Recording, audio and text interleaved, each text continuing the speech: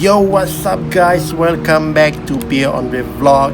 And Alhamdulillah, syukur kita kepada Allah guys, sebab nikmat yang Allah ujikan kepada kita guys. Selama ni kita sebagai manusia dan sebagai hamba Allah, kita sebenarnya sentiasa lalai guys. Sentiasa lalai, sentiasa leka dan sentiasa kurang bersyukur kepada Allah.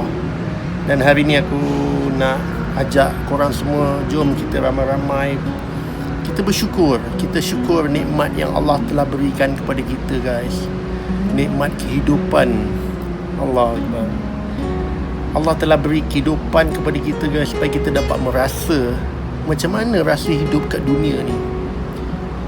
Dan kau bayangkan kalau Allah tak hidupkan kita tak merasa semua nikmat ni guys.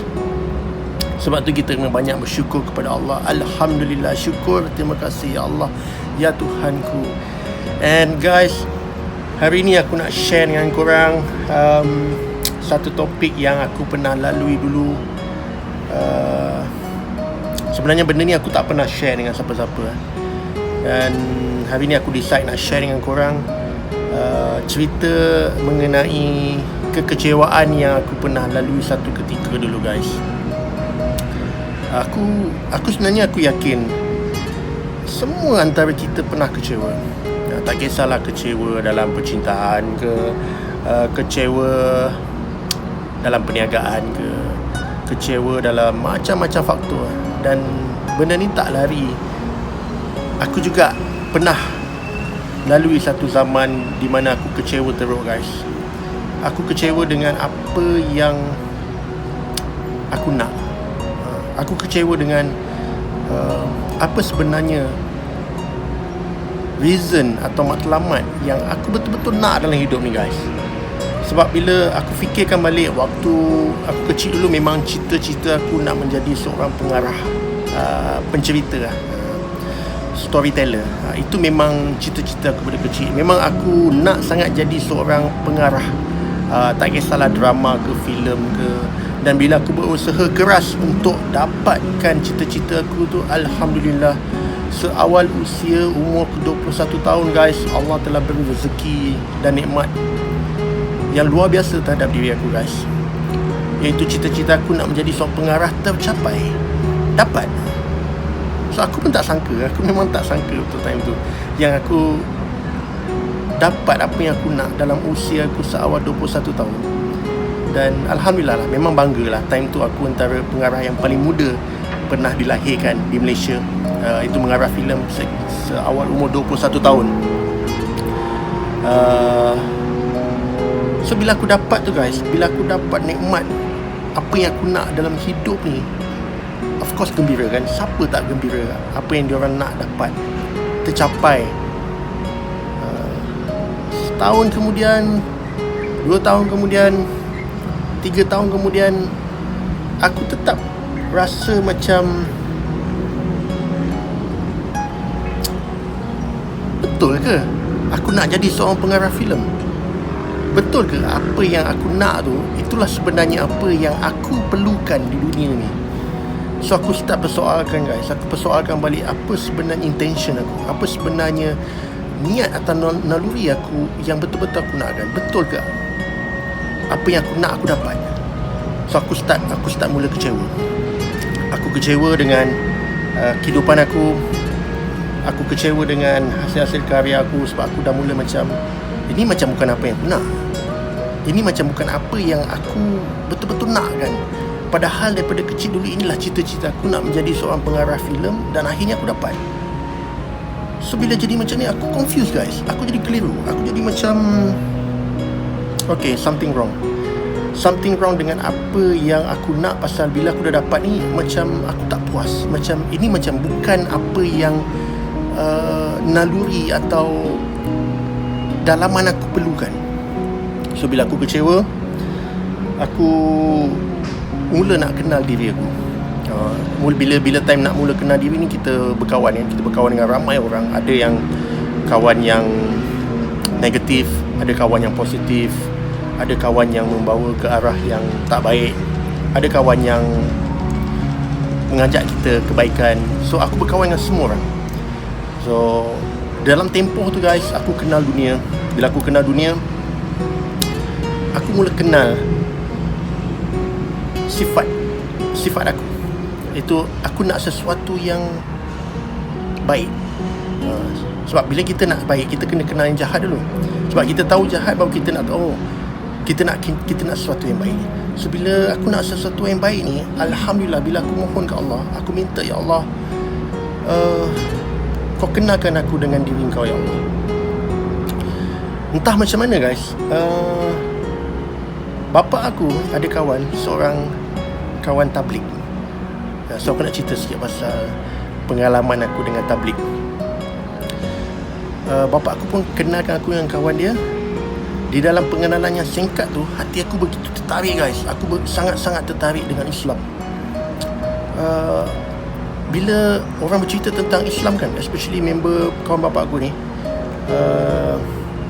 Abang Yazid kalau tak silap aku. Dah lama dah, dah lama tak jumpa dia. Aku rasa aku nama dia Abang Yazid. Dia bercerita tentang hakikat. Dia bercerita tentang nikmat yang Allah berikan. Dan bila dia bercerita tentang ni, aku cakap, seronok lah tabligh ni. Dan aku cakap, bang, macam mana nak masuk tabligh? Dia cakap, sebenarnya tabligh ni tak ada istilah masuk ke apa. Dia bukan persatuan yang kau perlu kena daftar ke apa. Tabligh ni bermaksud menyampaikan. Dan dia adalah salah satu sifat terpuji Rasulullah. So semakin aku dengar dia bercerita tentang tabligh guys, aku semakin tertarik. Dan bila dah tertarik tu, dia pun mula ajak aku keluar 3 hari. Dan daripada situ aku ingat, yes, aku nak keluar. Pasal aku nak kenal diri. Dan aku, yang paling penting, aku nak kenal siapa pencipta aku. Aku nak kenal Tuhan. So aku pun keluar 3 hari. Dalam tempoh 3 hari tu aku cakap, ya Allah, aku ni jahil, ya Allah. Banyak benda yang aku buat, benda yang membazirkan waktu aku, membazirkan masa, dan membazir semua benda. Bila aku start fikir, macam aku dah rasa macam dalam dunia ni sebenarnya ini semua adalah satu permainan aja. Sebab tak ada yang kekal guys. Tak ada benda yang kekal. Sebagai contoh, hari ni kalau aku beli sebuah banglo yang besar, lambat laun banglo tu akan jadi hak milik orang lain juga. Pasal bila aku mati nanti, aku tak akan dapat bawa masuk banglo aku sekali guys. Aku mati, aku cuma bawa amalan aku. Dan sama juga untuk korang juga. Apa amalan yang kita bawa? Adakah kita menjadi manusia yang baik? Adakah kita menjadi manusia yang bersyukur? Adakah kita dah buat apa yang telah disuruh? So benda tu yang akan kita bawa nanti guys. Dan bila aku dah start fall in love dengan tabligh, dengan dia orang punya cara, dan aku perhatikan memang siapa yang pernah keluar tabligh, dia faham orang-orang tabligh ni. Dan dulu masa aku kecil-kecil dulu, aku selalu nampak orang tabligh pergi rumah orang ketuk. Dan aku pun tak tahu kenapa kalau kita jumpa orang tabligh, kita lari. Dan antara pengalaman aku yang kelakar guys, aku pun pernah buat gush.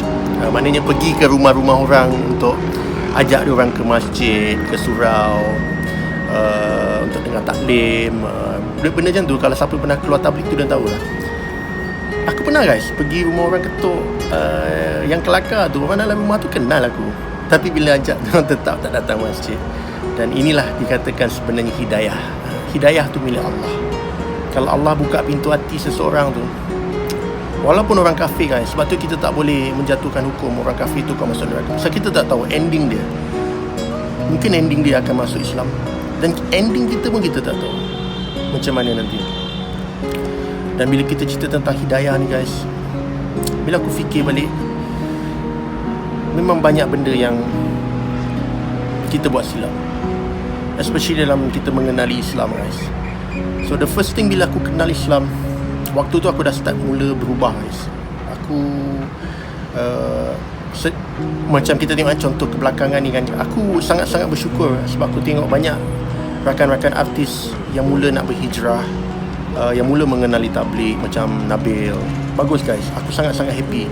Sebab dekat situ dia akan jumpa sesuatu yang memang itulah yang manusia cari. Dan bila aku keluar tabligh, aku mula nak start berubah guys. Itu satu benda yang positif. Aku mula menjaga amal ibadah aku. Kalau dulu aku tak solat, aku start solat. dekat set aku mesti akan jaga solat aku. Tengah syuting pun macam mana pun, bila time waktu solat, waktu break tu aku pergi lari di masjid je. Bukan apa, sekadar untuk menjaga hubungan kita dengan Allah. Dan aku dah start mula menukar penampilan aku. Aku start pakai kopiah. Aku start simpan jambang. Dan aku dah start mula berpakaian agak drastik sikit.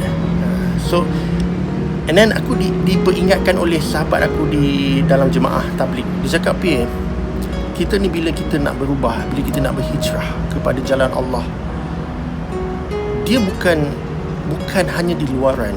Luaran tu tak penting. Yang penting dalaman kita. Bila kita pakai luaran, kita nampak betul-betul macam orang yang zuhud, guys. Tahu zuhud apa kan? Orang yang dah tak nak dunia, memang nakkan akhirat je. So maksudnya dia nasihatkan aku benda yang simple lah. Berpakaian memang ikut sunnah itu bagus. Simpan janggut, dan pakai serban, dan itu memang, itu kalau kau nak extra pahala, buatlah benda tu. Memang kau akan dapat banyak manfaat dan banyak pahala dia. Tapi dia cakap dalam berhijrah ke dalam agama Allah ni, guys, dia bukan seperti kau sprint, bukan seperti 100 meter kau sprint laju. Dia lebih kepada marathon yang panjang, guys. Dia lebih kepada sesuatu yang bersifat lama, bukan sekejap. So kat situ aku dah mula nampak, aku yang buka minda aku. Betul juga, kalau kita berubah secara drastik, aku tak tahu berapa lama aku boleh tahan. Sebab godaan syaitan tu kuat, guys. Memang aku tak nafikan, lepas aku keluar tabligh, lagi banyak godaan-godaan yang aku susah nak gambarkan lah. So aku decide untuk make it simple. Yang penting aku jaga amal ibadah aku, aku jaga hubungan aku dengan Allah. Aku try sebaik mungkin untuk jaga hubungan aku sesama manusia. Kalau boleh kita buat baik sama manusia, bersedekah, dan sebagainya. Dan bila makin lama aku mendalami Islam, guys, aku mula nak kenal Allah, tauhidkan Allah. Dia dah datang dugaan-dugaan cara lain tu, guys. Mulalah datang benda-benda yang bersifat politik, yang ajak aku masuk. Aku tak nak mention parti-parti politik lain, guys. Pasal macam mana politik ni, guys, politik satu benda yang kotor. Ini pendapat aku lah. Pendapat aku yang tak seberapa ni. Kalau aku salah cakap, aku minta maaf. Tapi for me, politik adalah satu benda yang kotor. Pasal hari ni kau kawan, esok kau bermusuh. Hari ni kau berpelukan, esok kau boleh tikam belakang. Dan disebabkan ideologi setiap parti yang asing-asing ni, yang lain-lain ni, mereka akan sentiasa akan kata dia orang yang betul. So kau yang betul, aku yang betul, kau salah. Dia politik ni macam ni, guys. Dia lah yang betul, orang lain salah. So berbalik pada cerita aku, bila aku dah keluar tabligh, startlah ada politik-politik yang cuba nak bawa aku masuk ke parti politik. Tapi aku cuba asingkan Islam dan politik. So bila aku asingkan Islam dan politik, aku lebih tenang, guys. So aku nak mendekatkan diri dengan Allah kerana aku nakkan redha Allah. Aku nakkan redha Allah. Aku nak cuba buat satu benda seikhlas yang mungkin. Pasal nak dapat nikmat ikhlas ni susah, guys. Sangat susah. Dalam solat pun, bila kau nak dapatkan ikhlas ni, Allah. Sebab percayalah cakap aku, bila kita solat, kadang-kadang ada je benda yang terlintas dalam kepala kita, nak buat ni lah, nak buat tu lah. And then the reason kita solat kenapa? Pasal kita nakkan syurga. Kerana kita nakkan macam-macam. Kadang-kadang lepas solat kita doa nakkan ni. Tak salah, guys. Memang tak salah kita minta pada Tuhan, minta pada Allah. Kerana memang kalau ikut by right, Allah jadikan kita adalah hamba-Nya. Memang Allah berhak untuk memakbulkan doa-doa dia. Dan kita sebagai hamba Allah, kita punya reason, matlamat kita adalah menyembah Allah. Dan Allah akan menunaikan segala permintaan kita.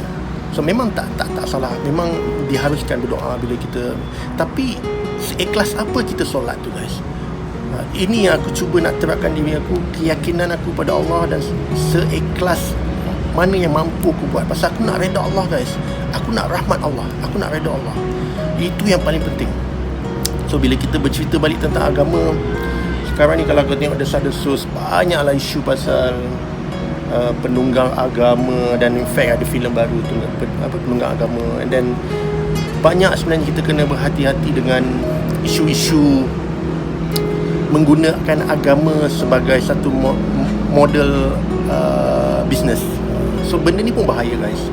Pasal pada aku, in Islam, bisnes mengikut cara Islam tu adalah patut. Mengikut mengikut cara Islam tu memang aku rasa itu adalah perkara yang sangat patut. Tapi menggunakan Islam untuk bisnes atau kepentingan peribadi, aku rasa itu adalah salah. Ini pendapat aku yang tak seberapa. Aku tahu mungkin aku tak layak untuk memberi pendapat ni pasal aku bukan ustaz atau ulama atau da'i atau PU atau dan sebagainya macam tu. Aku hanyalah seorang pendosa yang mencari keridaan Allah. Tapi aku rasa ini pendapat aku yang tak seberapa yang aku nak share dengan korang, which is pengalaman aku guys, di mana aku betul-betul pernah kecewa dulu sebab aku nak mencari sesuatu yang tak pasti. Di mana macam aku cakap tadi, aku nak jadi pengarah, aku dah dapat. Kalau ikutkan seseorang tu, kalau dia dapat cita-cita dia mesti bahagia kan. Tapi bila aku dapat cita-cita aku tak bahagia. So meanings bukan ini yang aku perlukan di dunia ni guys. Yang kita perlukan adalah keredaan Allah, rahmat Allah. Itu yang penting, itu yang paling penting. Dan bila aku dapat kunci kalimah la ilaha illallah, aku rasa akulah manusia yang paling bersyukur dalam dunia guys. Sebab apa? Allah beri kalimah la ilaha illallah pada kita kerana Allah sayang kita guys. Kerana dia nakkan kita, dia nak kita masuk syurga guys. Jadi kenapa kita sebagai umat Islam kita tak menjaga kalimah la ilaha illallah? Dan mereka semua tahu inilah kunci kepada kita untuk masuk ke syurga. Sebab mereka yang tak ada kalimah la ilaha illallah guys, aku kalau boleh aku nak menyeru semua manusia, semua termasuk yang bukan Islam, supaya cuba kenal kalimah la ilaha illallah Muhammad Rasulullah. Tiada Tuhan selain Allah dan Nabi Muhammad itu pesuruh Allah. Sebab kalau boleh aku nak semua manusia masuk syurga, tak nak ada yang kecuali pun. Dan aku rasa bukan aku je, aku yakin ramai orang nakkan macam tu. Sebab kita hidup kat dunia ni tak lama guys. Bila kita buka mata nanti, satu hari nanti kita dah berada dekat alam, apa dia panggil, alam sebalik mata, alam barzah. Tapi itu kenyataan dia. Satu hari nanti dan satu saat nanti kita akan dibangkitkan di alam yang bukan dunia. Dan apa kita cari kat dunia ni semua akan jadi sia-sia, kecuali amal kita.